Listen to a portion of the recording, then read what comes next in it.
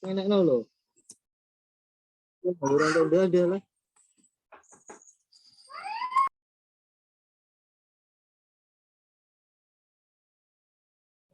Mulai langsung Om.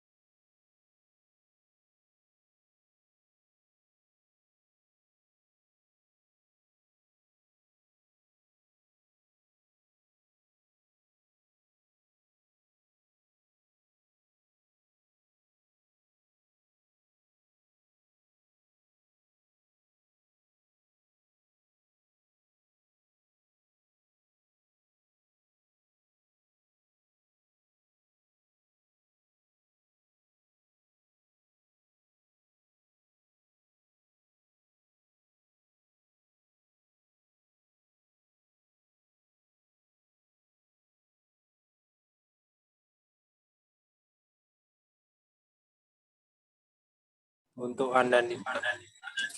Nanda Rosyad.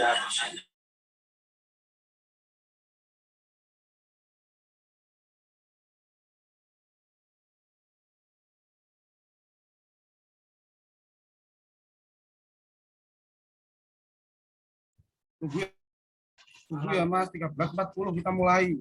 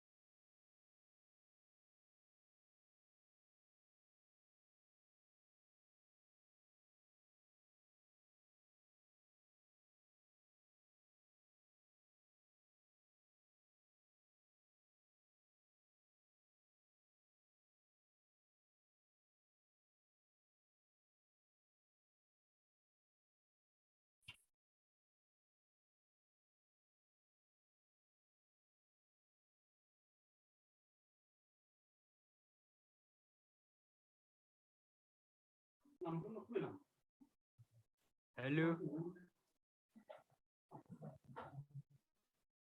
Halo, halo.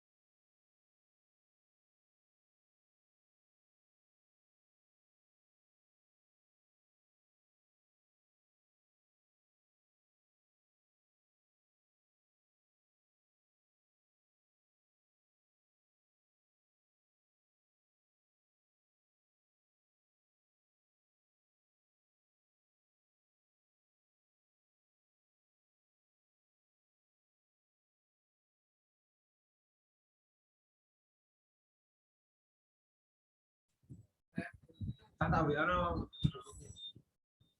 saya mulai. Assalamualaikum warahmatullahi wabarakatuh. Kami di sini kelompok 2 akan mempresentasikan sebuah makalah yang berjudul Point of View dalam Memahami Islam. Islam adalah agama Allah yang diwahyukan kepada Rasul sebagai hidayah dan rahmat Allah bagi umat manusia sepanjang masa, yang menjamin kesejahteraan hidup material, spiritual, dunia, dan ukhrawi. Agama Islam yaitu agama yang dibawa oleh Nabi Muhammad SAW. Sebagai Nabi akhir zaman, ajaran yang diturunkan Allah tercantum dalam Al-Quran dan Sunnah Nabi yang sahih atau makbul, berupa perintah, larangan, dan petunjuk untuk kebaikan hidup manusia di dunia dan akhirat. Ajaran Islam bersifat menyeluruh dan meliputi bidang akidah, akhlak, ibadah, dan muamalah duniawiyah. Dalam kehidupan dunia ini, menuju kehidupan akhirat nanti, pada hakikatnya Islam dapat dirasakan, diamati, ditunjukkan, dibuktikan, dan membuahkan rahmat bagi semesta alam sebagai amanah kehidupan, apabila sungguh-sungguh secara nyata diamalkan oleh pemeluknya. Dengan demikian, Islam menjadi sistem keyakinan, sistem pemikiran, dan sistem tindakan yang menyatu dalam diri setiap muslim dan kaum muslimin, sebagaimana menjadi pesan utama risalah dakwah Islam. Dari latar belakang masalah yang dipaparkan penulis, maka dapat ditarik rumuskan masalah definisi ini, yaitu: 1. Bagaimana sudut pandang Anda dalam memahami agama Islam. 2. Ada beberapa cara pendekatan yang dipergunakan dalam memahami agama Islam. Pembahasan sudut pandang, terdapat beberapa istilah yang mempunyai arti hampir sama dan menunjukkan tujuan yang sama dengan pendekatan, yakni theoretical framework, conceptual framework, approach, perspektif, point of view, dan paradigma. Semua istilah ini dapat diartikan sebagai cara memandang dan cara menjelaskan suatu gejala atau peristiwa. Pengertian pendekatan memiliki dua orientasi, yakni masih terbagi dua. A berarti dipandang atau dihampiri dengan, artinya menjadi paradigma. B berarti cara menghampiri atau memandang fenomena budaya dan sosial, artinya menjadi perspektif atau sudut pandang. Berarti disiplin ilmu, sehingga pendekatan menggunakan teori atau teori-teori dari disiplin ilmu yang dijadikan sebagai pendekatan. Dengan melalui pendekatan, maka kejadian agama Islam dapat dipahami oleh manusia, sehingga Islam dapat berfungsi sebagai solusi masalah dan aturan yang menyelamatkan manusia. Dalam melakukan studi terhadap Islam, diperlukan pendekatan metode yang tepat agar dihasilkan suatu kesimpulan mengenai Islam dalam keseluruhan aspek ajarannya secara tepat pula. Macam-macam pendekatan. 1. Pendekatan teologis normatif. Pendekatan teologis normatif dalam memahami agama secara harfiah dapat diartikan sebagai upaya memahami agama dengan menggunakan kerangka ilmu ketuhanan yang bertolak dari suatu keyakinan bahwa wujud empirik dari suatu keabsahan dianggap sebagai yang paling benar dibandingkan dengan lainnya.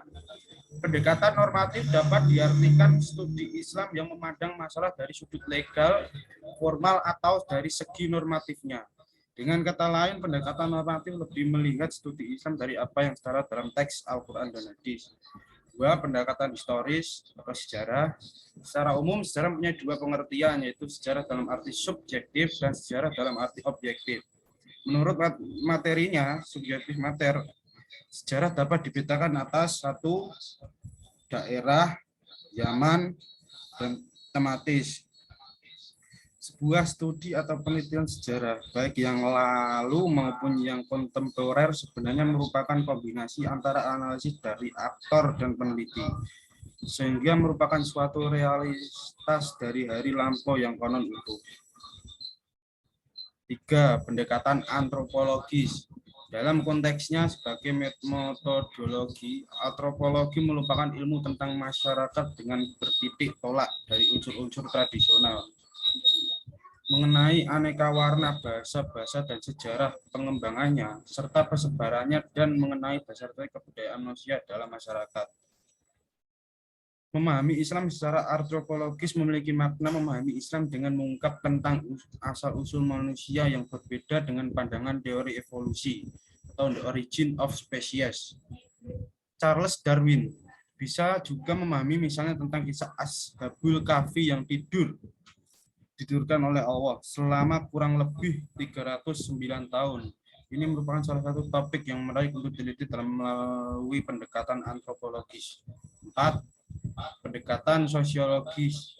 Pada prinsipnya, sosiologi merupakan sebuah kajian ilmu yang berkaitan dengan aspek hubungan sosial manusia antara yang satu dengan yang lain atau antara kelompok yang satu dengan yang lain. Pendekatan sosiologi merupakan sebuah pendekatan dalam memahami Islam dari kerangka ilmu sosial atau yang berkaitan dengan aspek hubungan sosial manusia antara yang satu dengan yang lain atau antar kelompok yang satu dengan yang lain. Sesi berikutnya akan dilanjutkan oleh teman saya yang bernama Izana.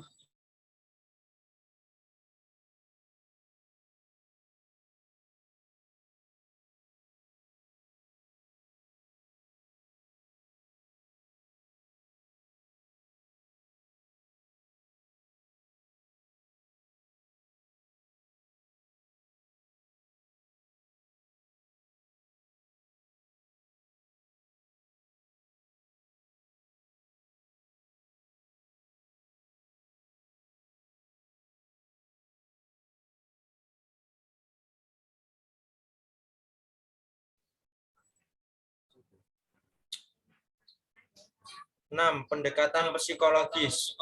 Psikologis mempelajari tentang jiwa seseorang melalui gejala perilaku yang dapat diamati dalam konteks studi agama.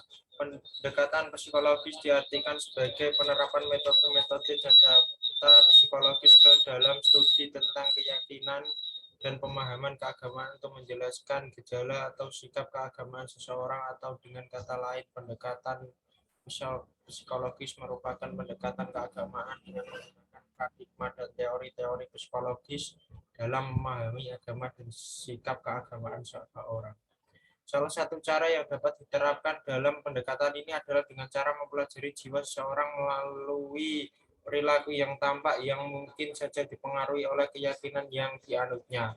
Dalam hal ini, pendekatan psikologis tidak akan mempersoalkan benar tidaknya suatu agama atau keyakinan yang dianut seseorang, melainkan dengan mementingkan bagaimana keyakinan agama tersebut terlihat pengaruhnya dalam perilaku penganutnya.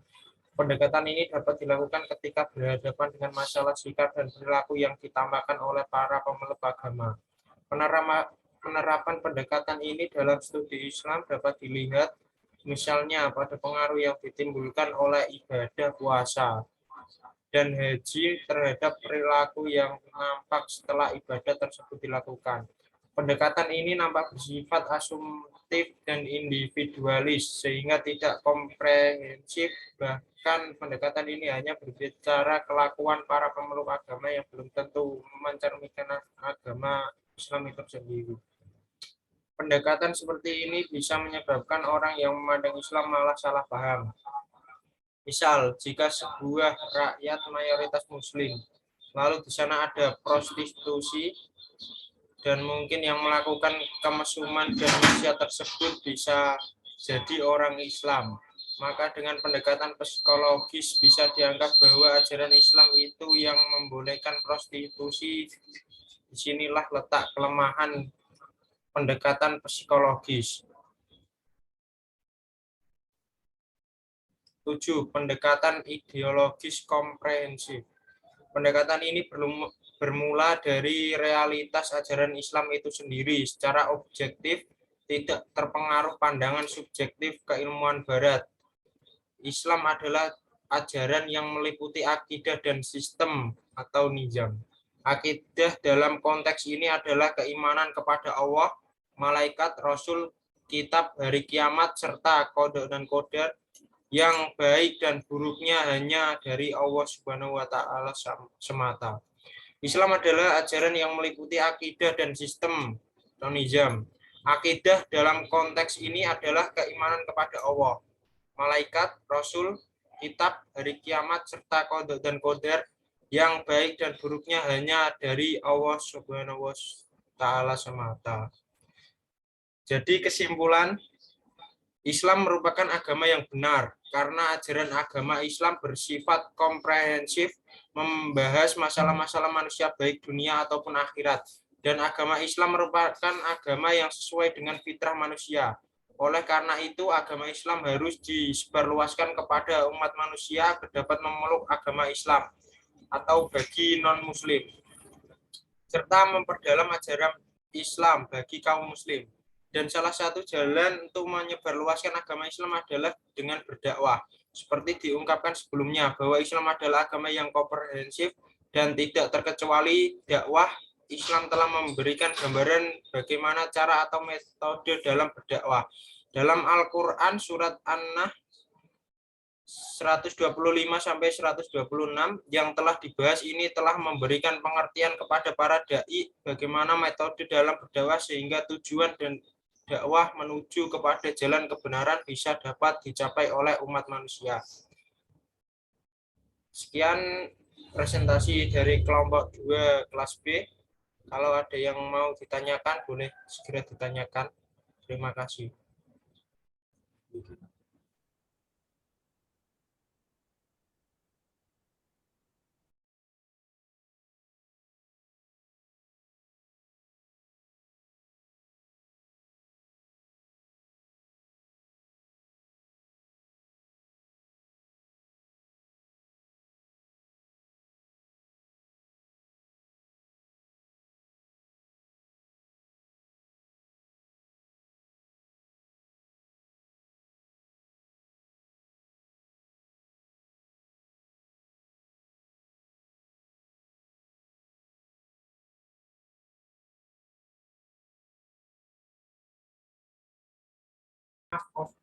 Silakan yang mau bertanya.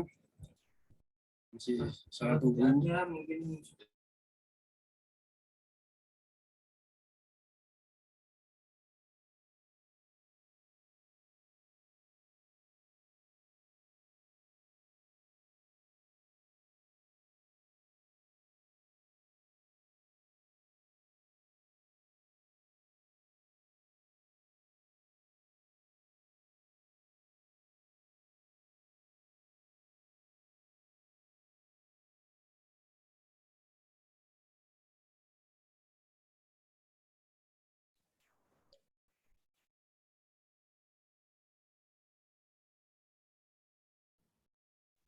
Oke, bila tidak ada pertanyaan, maka forum diskusi kali ini Mau tanya, Bang? gimana? Ya.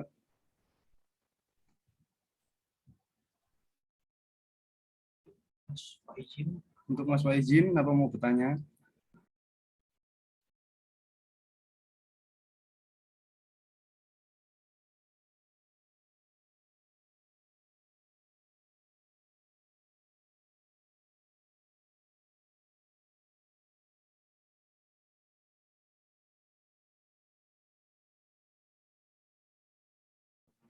Kalau tidak ada yang bertanya, forum diskusi akan saya tutup.